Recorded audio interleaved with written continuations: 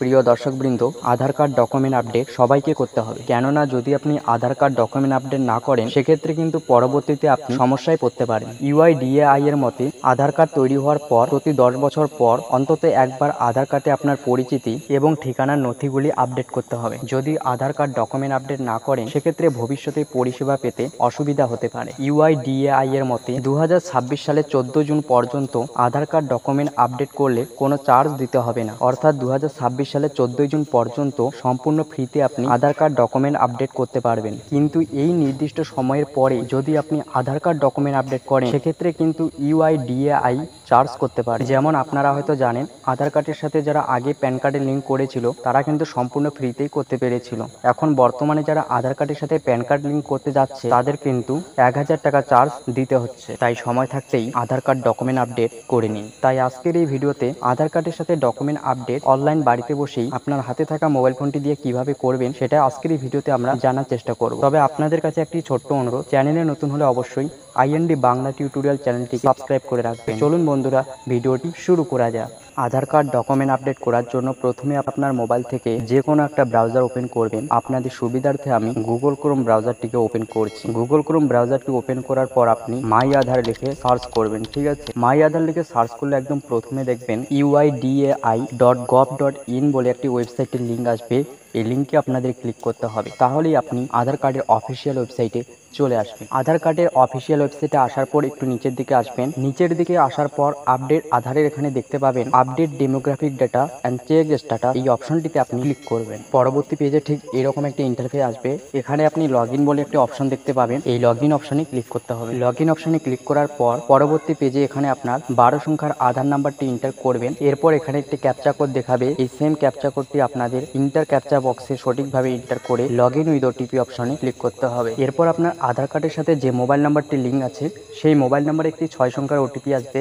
সেই ওটিপিটি আপনাদের এখানে এন্টার করে সাবমিট ওটিপি অপশনে ক্লিক করতে হবে। সাবমিট ওটিপি অপশনে ক্লিক করলেই আপনি আধার কার্ডের অফিসিয়াল ওয়েবসাইটে লগ ইন হয়ে যাবে। এখানে আপনি বিভিন্ন অপশন দেখতে পাবেন। তো আধার কার্ডের ডকুমেন্ট আপডেট করার জন্য ডকুমেন্ট আপডেট অপশনে আপনাকে ক্লিক করতে হবে। ডকুমেন্ট আপডেট অপশনে ক্লিক করার পর নেক্সট অপশনে ক্লিক করবেন। এরপর আবার নেক্সট অপশনে ক্লিক করবেন। নেক্সট অপশনে ক্লিক করার পর নিচের দিকে এসে এই বক্সে টিক করে নেক্সট অপশনে ক্লিক করবেন। এখানে ডকুমেন্ট আপলোড করার কিছু গাইডলাইন দেওয়া রয়েছে। অর্থাৎ আপনি যে ডকুমেন্টটি আপলোড করবেন, সেই ডকুমেন্টটি জেপিইজি, পিএনজি অথবা পিডিএফ আকারে 2 MBর মধ্যে আপলোড করতে হবে। ঠিক আছে, তো আপনাকে এখানে দুটি ডকুমেন্ট আপলোড করতে হবে। প্রুফ অফ আইডেন্টি অর্থাৎ আপনার পরিচয়ের প্রমাণ হিসেবে একটি ডকুমেন্ট আপলোড করতে হবে। সেটি আপনি রেশন কার্ড, ভোটার কার্ড অথবা প্যান কার্ড যে কোনো একটি আপলোড করতে পারেন। যদি আপনি ভোটার কার্ড আপলোড করতে চান বা রেশন কার্ড, তাহলে সেই ভোটার কার্ড অথবা রেশন কার্ডের সামনের এবং পিছনের দুই দিকে ছবি আপনার মোবাইলে তুলে রাখবেন। ঠিক আছে, ছবি তুলে রাখার পর আপনাকে একটি পিডিএফ ফাইল তৈরি করতে হবে। পিডিএফ ফাইল তৈরি করার জন্য আমি আবার গুগল ক্রোম ব্রাউজারটিকে ওপেন করে PI7 লিখে সার্চ করছি। PI7 লিখে সার্চ করলে একদম প্রথমে PI7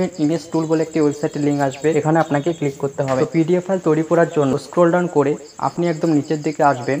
নিচের দিকে আসার পর দেখতে পাবেন JPG to PDF under 100 KB, JPG to PDF under 300 KB। যেহেতু আমরা জানি 1024 KBতে হয় 1 MB, আমাদের কিন্তু আধার কার্ডের ডকুমেন্ট আপলোড করতে বলেছে 2 MBর মধ্যে। অর্থাৎ 2 MBর বেশি হলে কিন্তু সেই ডকুমেন্টে আপলোড করা যাবে না, 2 MBর কম হতে হবে। তাই আমরা এখানে JPG to PDF under 300 KB অথবা JPG to PDF under 500 KB যে কোনো একটি আপনি সিলেক্ট করতে পারেন। তো আমি এখানে suppose JPG to PDF under 300 KB অপশনটিকে সিলেক্ট করে নিচ্ছি। ঠিক আছে, এরপর অ্যাড ইমেজেস অপশনে ক্লিক করে আপনি ভোটার কার্ড অথবা রেশন কার্ডের সামনের দিকে যে ছবিটি তুলে রেখেছেন, সেই সামনের দিকে ছবিটি আপনি প্রথমে আপলোড করবেন। ঠিক আছে, তো আমি অ্যাড ইমেজেস অপশনে ক্লিক করছি। এরপর ব্রাউজ অপশনে ক্লিক করতে হবে। তারপর এই 3টি আইকনে ক্লিক করবেন। এরপর আপনি গ্যালারি অপশনটি সিলেক্ট করে আপনি সেই ভোটার কার্ড অথবা রেশন কার্ডের সামনের দিকে ছবিটি প্রথমে আপলোড করবেন। ঠিক আছে, এরপর আবার অ্যাড ইমেজেস অপশনে ক্লিক করে আপনি সেই ভোটার কার্ড অথবা রেশন কার্ডের পিছনের দিকে ছবিটি আপলোড করবেন। ঠিক আছে, তারপর আপনি দেখতে পাবেন আপনার ভোটার কার্ড অথবা রেশন কার্ডের সামনের এবং পিছনের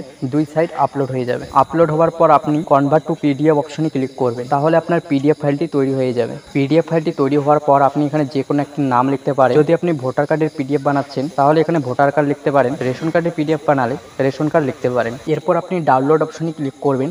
ডাউনলোড অপশনে ক্লিক করলে একটি বিজ্ঞাপন আসবে, তো আপনি ক্লোজ আইকনে ক্লিক করে বিজ্ঞাপনটিকে কেটে দিবেন, তাহলে আপনার পিডিএফ ফাইলটি আপনার মোবাইলে ডাউনলোড হয়ে যাবে। তো আপনি আধার কার্ড ডকুমেন্ট আপডেট বা অনলাইনে যে কোনো কাজই করতে যান না কেন, সবচেয়ে প্রথমে আপনি এভাবে পিডিএফ ফাইল তৈরি করে রাখবেন। ঠিক আছে, পিডিএফ ফাইল তৈরি করার পর প্রুফ অফ আইডেন্টি অর্থাৎ পরিচয়ের প্রমাণ হিসেবে একটি ডকুমেন্ট আপলোড করতে হবে। তো আপনি সিলেক্ট ভ্যালিড সাপোর্টিং ডকুমেন্ট টাইপের এখানে ক্লিক করবেন। এখানে পরিচয়ের প্রমাণ হিসেবে আপনি ড্রাইভিং লাইসেন্স দিতে পারবেন, ইন্ডিয়ান পাসপোর্ট দিতে পারবেন, জব কার্ড দিতে পারবেন, ম্যারেজ সার্টিফিকেট দিতে পারবেন, প্যান কার্ড দিতে পারবেন, রেশন কার্ড দিতে পারবেন, স্কুল লিভিং সার্টিফিকেট দিতে পারবেন এবং ভোটার কার্ড দিতে পারবেন। তো আপনি যে কোনো একটি ডকুমেন্ট সিলেক্ট করবেন। ঠিক আছে, এরপর অ্যাকসেপ্ট অপশনে ক্লিক করবেন। এরপর সিলেক্ট সাপোর্টিং ডকুমেন্টে ক্লিক করে আপনি যে ডকুমেন্টটি সিলেক্ট করলেন সেই ডকুমেন্টটি এখানে আপলোড করতে হবে। এরপর আপনি কন্টিনিউ টু আপলোড অপশনে ক্লিক করবেন। তো আপনি যে পিডিএফ ফাইলটি তৈরি করলেন সেই পিডিএফ ফাইলটি এখানে আপলোড করবেন। ডকুমেন্টটি যদি আপলোড হয় তাহলে এখানে সবুজ দেখাবে এবং 100% দেখাবে। এরপর প্রুফ অফ অ্যাড্রেস অর্থাৎ ঠিকানার প্রমাণ হিসেবে একটি ডকুমেন্ট আপলোড করতে হবে। তো আপনি সিলেক্ট ভ্যালিড সাপোর্টিং ডকুমেন্ট টাইপের এখানে ক্লিক করবেন। ঠিকানার প্রমাণ হিসেবে আপনি রেশন কার্ড দিতে পারেন,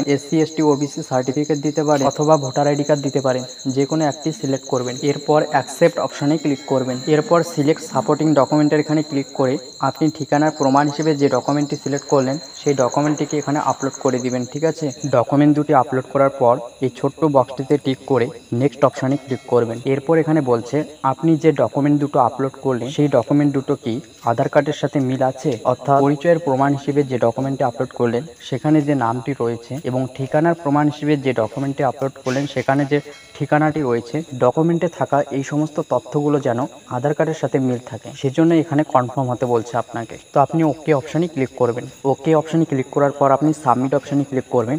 সাবমিট অপশনে ক্লিক করলে একটি অ্যাকনোলেজমেন্ট জেনারেট হবে, তো আপনি এটিকে ডাউনলোড করে নেবেন। ঠিক আছে, এভাবে আপনি খুব সহজেই বাড়িতে বসেই আপনার হাতে থাকা মোবাইল ফোনটি দিয়েই আধার কার্ডের ডকুমেন্ট আপডেট করতে পারবেন। ভিডিওটি শেষ পর্যন্ত দেখার জন্য ধন্যবাদ।